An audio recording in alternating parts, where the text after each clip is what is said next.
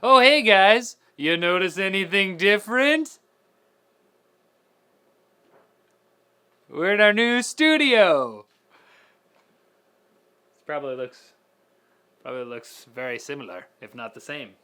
Tell us if you notice anything different, because I don't.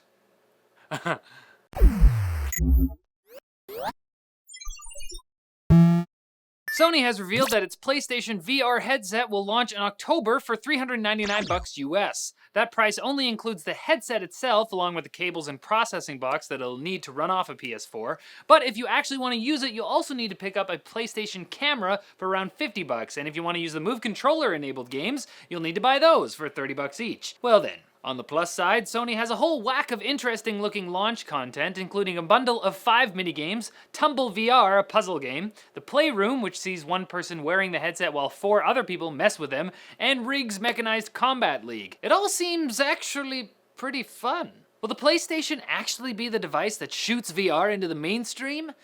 I don't know, it seems wrong. But I guess this guy wasn't gonna be the one to do that, so.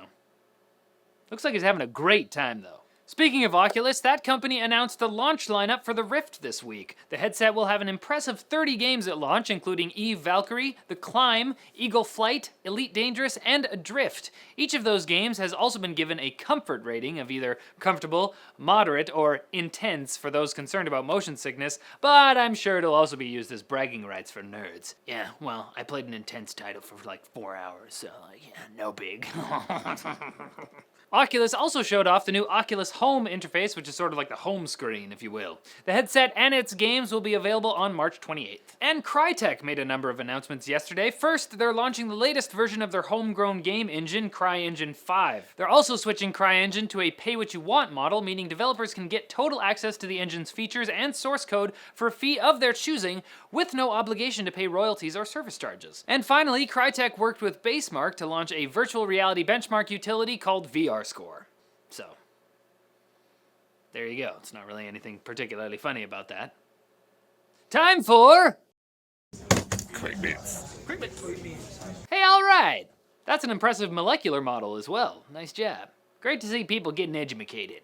Tweet or direct message us at NCIX Tech Tips on Twitter or Instagram to see yourself featured. Sony has responded to Microsoft's announcement about opening up the Xbox One for cross-network play. They're down to party, apparently, although it's obviously up to game devs to enable the feature. Google's internal codename for Android N is New York Cheesecake, but it's apparently asking users on its survey app what they would rather name it. I think here in the office we're rooting for Nanaimo Bar. It's Canadian! Sorry if you don't like it, but... Speaking of Android N, we know it's got a built-in split-screen mode, but apparently there's also a hidden multi-window mode with resizable apps on a desktop. Could we be seeing more Android PCs in the future? Seems like we could. Gameplay footage of the System Shock remake has been posted online and it looks pretty badass. Definitely looks better than the original, that's for sure. Microsoft changed their mind, they're still accepting bitcoins in their store. Ooh, that's a relief. I thought Bitcoin was dead for a second. And both Nixon and Fossil have released Fancy Pants Android Wear smartwatches, but they're not for your pants. They're for your wrist. Obviously. News sources for all of today's stories can be found in the forum post linked in the description. I am the mustachioed master of motherboards and mainframes, making my minions happy with many musical musings. What a marvelously magnificent mantra.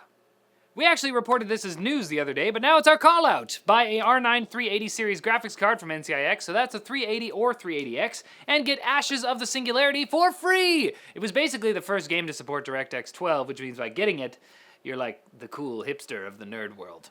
Click here or the link in the description for all the details. Alright, that's it for Netling Daily, guys. Thanks for watching. Click here to watch more videos. Follow us on social media over here, and don't forget to like and subscribe for more videos like this from NCIX. Now, we've got to fiddle a bit more with the set in here.